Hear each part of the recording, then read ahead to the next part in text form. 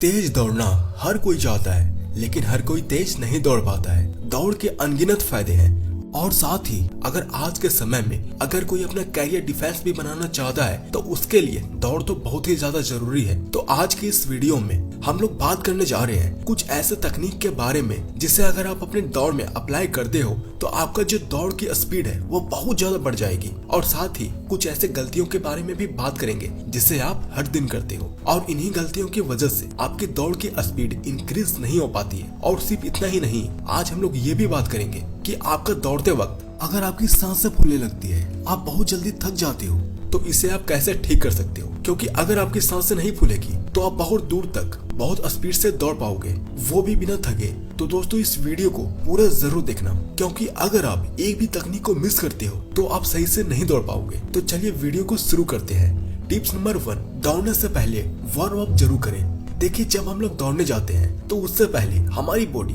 पूरी तरह से रिलैक्स मोड में होती है और हमारी बॉडी के जितने भी मसल्स होते हैं वो भी रिलैक्स में होते हैं। और ऐसे स्टेट में अगर आप डायरेक्टली दौड़ना शुरू कर दोगे तो इसमें आपके बॉडी के जो मसल्स हैं वो पूरा नहीं खुल पाता है और इसी वजह से आप बहुत जल्दी थक जाते हो और अब ज्यादा स्पीड से दौड़ भी नहीं पाते हो। इसलिए कभी भी दौड़ने से पहले वार्म अप जरूर करें। आप इस वीडियो को क्लिप्स में वार्म अप के एक्सरसाइज को देख सकते हो और इन एक्सरसाइज को वार्म अप के रूप में कर सकते हो। Number 2, stretching. देखिए, जिस प्रकार वार्म अप करके हमारी बॉडी को लूज करना आवश्यक है, उसी प्रकार स्ट्रेचिंग भी हमारी बॉडी के लिए बहुत ही ज्यादा जरूरी है। जैसे कि आप एक एग्जांपल से समझो, अगर मैं आपको एक लोहे का रोड दूं और उससे मोड़ने के लिए कहूं तो आप उसे बहुत ही मुश्किल से मोड़ पाओगे। लेकिन वही दूसरी तरफ अगर मैं आपको एक रस्सी दूं तो आप उसे तुरंत मोड़ दोगे। लेकिन अब सवाल आता है कि ऐसा क्यों? तो देखिए, ऐसा इसलिए क्योंकि वह जो रॉड है वो बहुत ज्यादा हार्ड है और वो जो रस्सी है वो बहुत ज्यादा मुलायम है। उसी तरह से हम लोगों का बॉडी भी जब रिलैक्स मोड में होता है तो ये बहुत ज्यादा हार्ड होता है और इसके मसल्स जो होते हैं वो एक दूसरे से जकड़े होते हैं। और जब हम लोग स्ट्रेचिंग करते हैं तो हमारे मसल्स के बीच थोड़ा खिंचाव आता है और ये लूज हो जाता है। और इसी वजह से जब आप रनिंग करते हो तो आपका पैर और हाथ अच्छे से खुल पाते हैं और आप लंबे लंबे कदम ले पाते हो। और साथ ही अगर आप स्ट्रेचिंग करते हो तो दौड़ने के बाद आपके बॉडी में जो पेन होता है वह भी आपको नहीं होगा। नंबर 3, ये टिप आप लोगों के लिए बहुत ही ज्यादा इम्पोर्टेंट है, क्योंकि आप लोगों ने कभी न कभी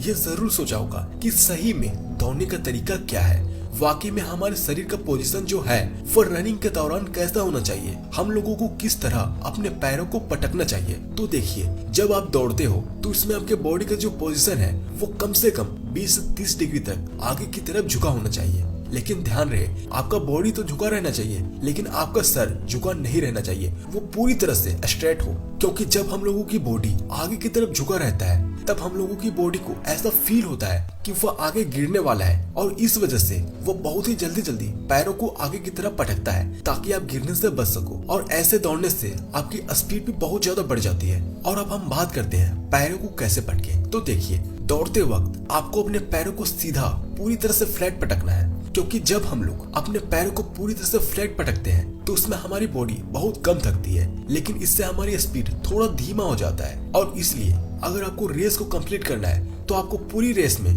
पैर फ्लैट पटक के ही दौड़ना है। लेकिन लास्ट के जो 100-150 मीटर बचे रहते हैं उसमें आपको अपने पंजे के बल दौड़ना है, क्योंकि अगर आप शुरू से ही अपने पंजों के सहारे दौड़ोगे तो आप बहुत जल्दी थक जाओगे और आपका रेस कंप्लीट होते होते जो स्पीड है वो भी बहुत ज्यादा धीमा हो जाएगा।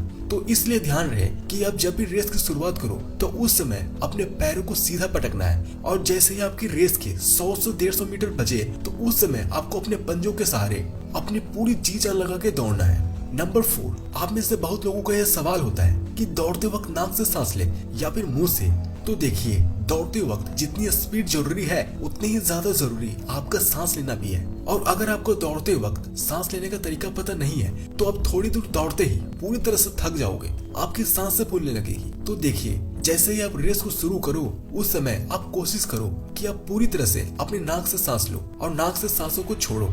ऐसा करने से आपका जो शुरू में 500 से 600 मीटर का जो रेस होगा उसमें आपका जो बॉडी है वो बहुत ही कम थकेगा। और इसके बाद अगर आपको फील होने लगे कि अब मेरा बॉडी थोड़ा थोड़ा थक रहा है, तब आपको अपने मुंह से सांस लेना है और अपने नाक से सांस को छोड़ना है ताकि आपको भरपूर मात्रा में ऑक्सीजन मिल सके अपने मुंह के जरिए। और जब आखिरी के कुछ मीटर्स में जब आप पूरी तरह से थक जाते हो तो उस समय आपको अपने नाक से सांस लेना है और अपने मुंह से सांसों को छोड़ना है। अगर आप इस तरह से सांस लोगे और छोड़ोगे तो आप बहुत ही ज्यादा लंबी रनिंग कर पाओगे। वो भी बिना थकावट के, और आपका दौड़ते वक्त बहुत ही ज्यादा सांसें फूलती है, तो आप अनुलोम विलोम को कर सकते हो। आपको इसे करने के लिए सबसे पहले जमीन से अपने रीढ़ की हड्डी को पूरी तरह से सीधी करके बैठ जाना है और अपने हाथ को अपने नाक के पास ले जाना है और अपनी एक उंगली से अपने एक नाक को बंद करना है और दूसरी साइड से सांस को लेना है। और उसी प्रकार से जैसे ही आप सांस अपने अंदर पूरी तरह से भर लेते हो तो नाक के दूसरे होल को बंद कर लेना है और जिस होल को आपने बंद करके रखा था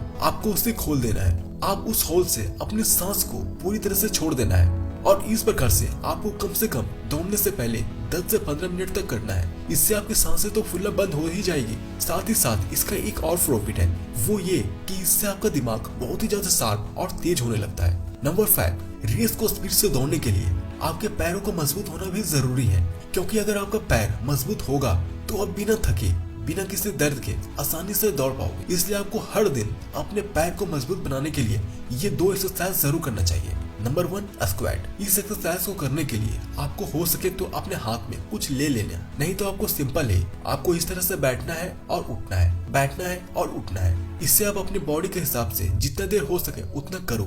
नंबर 2, रोप जंपिंग। इस एक्सरसाइज में आपको रस्सी लेके दौड़ना है। आपको हर दिन 10 से 15 मिनट तक आपको रस्सी लेके दौड़ना है।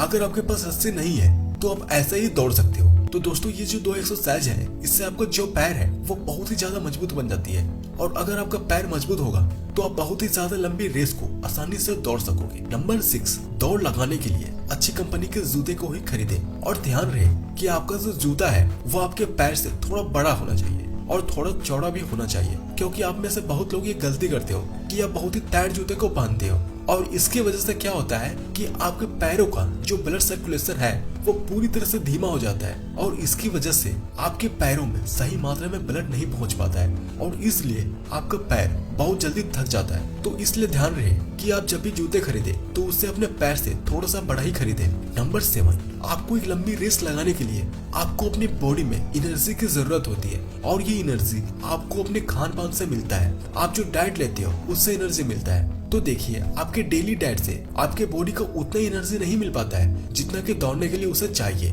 तो अगर आपको अपने दौड़ को बहुत ज्यादा बेहतर करना है तो आपको अपने डाइट में इन 3 चीजों को शामिल करना है। सबसे पहला है चना, दूसरा है मूंग और तीसरा है सोयाबीन बीज। आपको इन तीनों को लेके रात में सोते वक्त आपको इसे फूलने देना है और सुबह उठते ही जब आप रनिंग के लिए जाओ तो उस समय आपको इसका पानी पी जाना है और जब आप रनिंग करके वापस आओ तो पूरी तरह से फ्रेश होने के बाद आपको इन सबको खा जाना है। तो दोस्तों आपको ये वीडियो कैसे लगी नीचे कमेंट्स करके जरूर बताना। इस वीडियो के डिस्क्रिप्शन बॉक्स में आपके लिए एक गिफ्ट है, आप उसे जाकर देख सकते हो। And thanks for watching this video.